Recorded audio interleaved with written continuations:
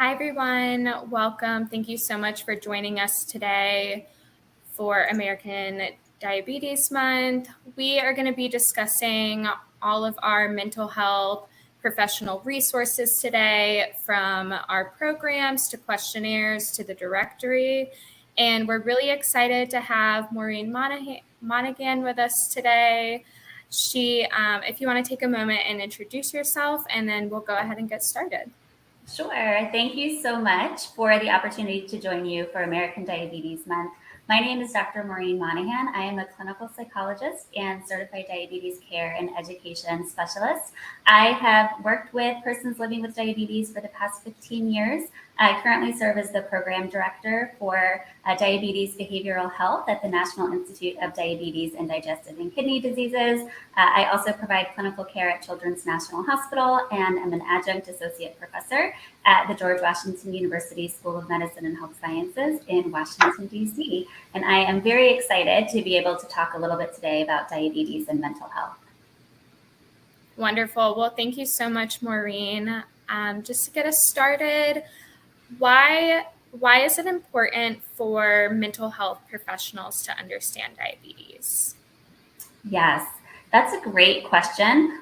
From what we know, there are over 37 million people in the United States living with diabetes, which represents about 10% of our population. And approximately 1 out of every 3 adults in the United States has prediabetes. So if you think about your friends, your family, your network, my guess is almost everyone has some exposure to or cares for someone managing diabetes. And so that's true when we think about our mental health practice as well. And really having psychosocial support is an essential component of diabetes self-management. So behavioral health clinicians play a really important role in supporting people living with diabetes and managing some of the emotions that come along with diabetes management, and also understanding how some of our feelings and emotions impact how we manage diabetes. Thanks so much. One of the resources that we offer at ADA is the Diabetes Education 101 program for behavioral health professionals. And this program really dives deep into the basics of diabetes and really helping mental health professionals understand how to better assist their patients with diabetes. This program offers 8 continuing education credits for psychologists and social workers and covers a variety of topics. Do you want to speak a little bit to the program and how you think it's beneficial for a mental health professional? Yes, and thank you so much for bringing up the program. The online program for Diabetes Education 101 for behavioral health professionals is really an outstanding resource. And so I think it's beneficial really for any clinician, whether you're currently working with persons living with diabetes, or if this is an area that you want to explore in the future.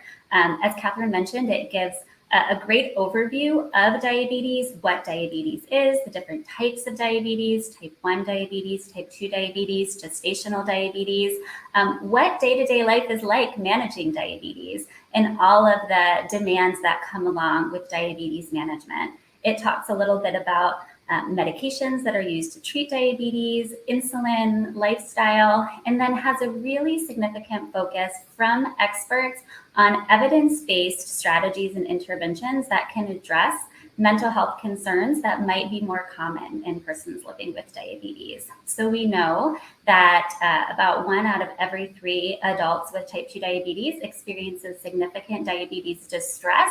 And I think just about everyone living with diabetes experiences diabetes distress at some point as part of their diabetes journey. It also can talk about depression, which we know can be more common in persons living with diabetes, anxiety, eating concerns, and also just some really helpful practical strategies. So leveraging skills that clinicians already have expertise in, things like motivational interviewing, problem solving, behavioral activation, helping set goals related to either lifestyle or behavior, and it really tailors them for a diabetes context. And so if you're a clinician working with really pediatric patients or adult patients, this is an incredibly helpful program to both give you that background and expertise in diabetes management, but also help make some of those connections about mental health and physical health and some strategies that clinicians can use to really promote overall health and well-being. Wonderful. Thanks, Maureen, for providing that insight. And now that we have taken our mental health professionals and we've given them this training or this education, we encourage them to apply for our mental health professional directory. And this is a really great resource for patients and providers when it comes to finding a mental health professional in their area. Do you want to speak a little bit to that of how we can connect patients with providers and maybe some of the benefits that exist from being in the directory? Yes, and so I think that's a great point, that we not only want to give people the expertise in diabetes management and that understanding of the really essential part of psychosocial or mental health care as part of diabetes, but we also want to make sure that persons living with diabetes know where they can go to get some extra help and support. And so if you are a clinician who has taken the training or who has a significant caseload of persons living with diabetes, and this is an area that you really want to grow, being part of the mental health provider directory is a great way to get connected with the diabetes community and also to increase the visibility of your practice. So this is an online directory that clinicians can participate in that gives information about your practice, if you take insurance, if you offer telehealth services, and it's searchable by clinicians and by anyone who's on the internet who wants to come look, to be able to identify referrals for mental health care. It certainly connects you with the American Diabetes Association and the broader diabetes community. It offers opportunities to really network and understand more about the resources in your area. And this also just meets a very significant need. We know that it is challenging to access mental health care, and that there are not often enough clinicians in areas to really meet the need. And so being able to contribute to this directory and offer another way for people to be able to identify resources for help and support is really essential for the diabetes community. And so I would encourage everyone to check that out. Thank you, Maureen. And moving on to some additional resources that ADA offers, we have a diabetes and emotional health workbook. We have a mental health toolkit, which dives a little deeper and helps break down the workbook a little bit better. And then we also have questionnaires and surveys for providers to use to help assist their patients with diabetes. And so out of these resources, do you want to speak a little to why we created the Diabetes and Emotional Health Workbook and the Mental Health Toolkit? Sure. I mean, I think, again, this is really addressing a significant need.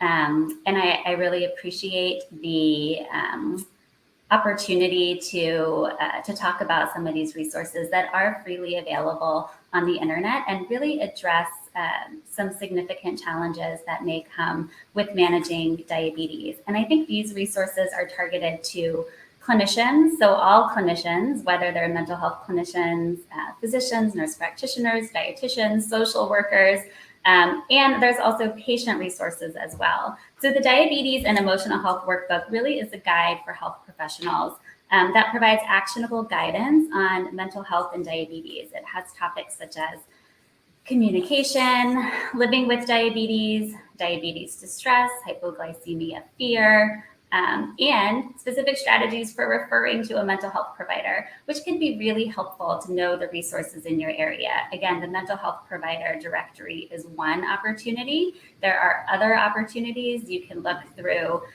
Psychology Today, the National Association of Social Workers, helping patients navigate through their insurance program, being able to identify psychologists or counselors who are health psychologists or pediatric psychologists who might have that specific expertise in really understanding chronic conditions. But all of that is covered in a resource like the Diabetes and Emotional Health Workbook. And as you mentioned, there's also patient handouts, which can be incredibly helpful to be able to normalize some of the emotional challenges that come with diabetes management. These handouts are really written in language directed towards people living with diabetes or caregivers of people living with diabetes. It can give some words to some of the emotions that people might be feeling, whether it's feeling overwhelmed, feeling burned out with diabetes management, feeling stressed or distressed. It has some strategies to be able to start to reach out to support networks, goal setting, start to identify some strategies that might be helpful in addressing some of the emotions that are associated with diabetes management, and where to get more information. So if you have a practice caring for patients with diabetes, having access to these handouts, which were drafted by experts in diabetes and provide evidence-based care and support, are certainly resources that I would strongly encourage you to check out and consider using in your practices. Thank you, Maureen. And has there ever been a time where you have utilized one of the questionnaires, maybe a diabetes stress test or something like that, to better understand where your patient with diabetes is at? And do you have an example of that would maybe help shape when a healthcare professional might need to use this? Yes, and that's a great question. And you just prompted me to remember that there are questionnaires that are available online through some of these resources as well.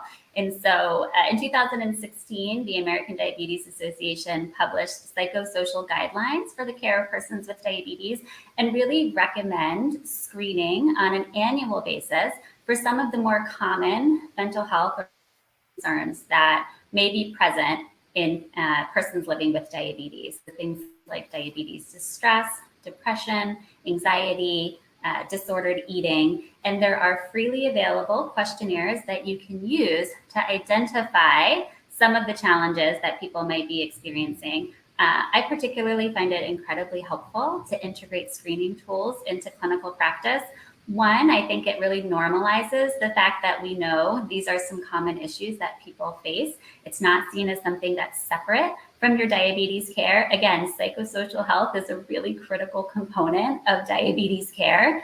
And it can encourage patients to really open up that conversation about how they might be feeling. And again, give them the language to be able to describe what's going on and have a more objective benchmark of, is this something that is significantly impacting day-to-day life and that needs to be addressed? And so I do a lot of work with adolescents and young adults with diabetes, and again, have found screeners to be particularly helpful. I'm thinking of a young adult with type 2 diabetes that I recently worked with. And we know young adults are busy. I mean, everybody's busy, but young adults are especially busy. So, taking college courses, working, living independently, so having that real change in terms of their social network, and really seem to be struggling with some aspects of diabetes self-management. And so I was able to utilize the Diabetes Distress Scale, which is a brief, 17-item freely available questionnaire that allows patients to rate each individual item of things, of how much of a problem it's been for them.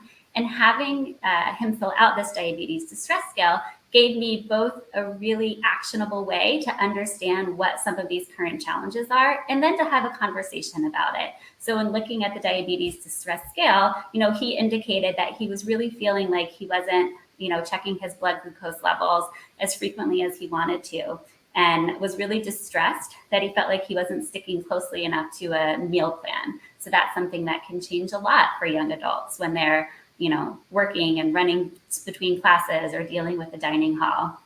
And so being able to identify things that were a very serious problem and to look at a questionnaire with this patient and say, overall, you are distressed, and we know that this is higher than this score gives us something that we probably should address, and it looks like these specific items are the ones that are most problematic. So where should we start? Let's really start with setting a goal about nutrition. Let's connect you with a dietitian. We understand that it is incredibly challenging to really think about your nutrition goals with all of the changes that are happening. So let's get you some help with that. And we can talk about, checking blood glucose levels, and then let's talk about the emotional support or tangible support that you might want from your friends and family. And so using that questionnaire gave us an idea of where to prioritize our goal setting. And then when he comes back, we can use the same questionnaire to see if there's a change. Is this still as distressing for you? Is there a new stressor that's occurring, or are we seeing a change? And that can be very validating as well. And again, most guidelines really do recommend having some routine screening in place as part of diabetes care. So the same way that we would do an eye exam, or the same way that we would screen for cholesterol, we also want to be checking in about emotional health. Thank you, Maureen. We've talked about educating mental health professionals about diabetes and the tools they can use in their practice. But what about experts in diabetes? Is there a need for them to broaden their understanding of the behavioral health challenges that people with diabetes face? Yes, I think absolutely. When we really think about the overall goals of diabetes care, we really think about two broad, equally important goals for diabetes care. So maintaining glucose levels within a target range to, prevent or delay complications, and maintaining a high quality of life. And so understanding that patient experience is so critically important. And so having opportunities for clinicians to learn more about mental health and mental health concerns can be key. And we know that patients prefer or may first discuss emotional or mental health concerns with their diabetes team. Because again, this is not something that we want to see as separate. We want to see this as part of diabetes care. And so helping clinicians have the language to address mental health concerns, to understand what interventions or what strategies might be most helpful in the context of clinical diabetes care, and what resources might be available if they do want to refer, is important. And we know that not everyone has the opportunity to work as part of a multidisciplinary care team. So there may be a behavioral health clinician that's part of a care team for a diabetes practice, but there may not be. And it's more common in pediatric care than in adult care. And so it just gives, I think, more opportunity to grow that skill set, and also understand some of the resources and connections in the area when we have everyone who is working with people with diabetes knowledgeable about both the clinical medical aspects and the psychosocial aspects, whether that's mental health providers learning about the medical aspects of diabetes, or whether that's our medical clinicians and diabetes care providers learning more about the psychosocial aspects of diabetes management. Thank you, Maureen. You did mention that according to research, patients would prefer speaking with their PCP or CDCESs about their behavioral health challenges rather than seeking out a mental health professional. Why is that the case? I mean, I really think that we think about whole person care, so caring for the whole person. And again, understanding that mental health is a key component of diabetes self-care. It makes perfect sense that if you're bringing up challenges that you might have, again, with cholesterol or diet, you might also bring up challenges with support or challenges with mood. And that relationship that patients have with their diabetes care team is critical. And you're often seeing your diabetes care provider a few times a year, and they really understand, again, that whole person care. And so that's often the first opportunity in the context of that relationship for patients to really identify some things that they might be struggling with. And again, psychosocial health can absolutely impact diabetes self-management. And so it's not enough to just know the numbers. We really want to think about the behaviors that go along with that, and some of the emotional aspects of managing diabetes as well. And being that trusted part of a care team means that mental health is going to come up in part of conversation. And it's a sign that the patients are able to really identify some of the experiences that they have managing diabetes. And so it's a nice opportunity to think about ways to provide support in the context of patient-centered care. Thank you, Maureen. And that gives me an opportunity to introduce behavioral health in diabetes care. So this is a program specifically designed for certified diabetes care and education specialists, CDCESs, social workers with experience working with patients who have diabetes, and other members of the diabetes care team. So the goal of this program is to enhance the whole person approach. You spoke a lot about that in your discussion, Maureen. So we want to enhance the whole person approach to diabetes care and increase their knowledge of interventions and integrate behavioral health best practices into different clinical environments in which they operate. So this is also a free continuing education program. It comes with 5.25 continuing education credits, and it contains 7 modules. The first one is about engaging the whole person. We provide an overview of behavioral health and diabetes care, how to communicate effectively with patients with behavioral health challenges, healthy eating and behavioral health in diabetes. And then we transition to anxiety, depression, and diabetes distress. How do we screen for those? And how do we refer, and what kind of behavioral interventions can be practiced during routine care? And then finally, we talked about community engagement. How do we engage the community in behavioral health support?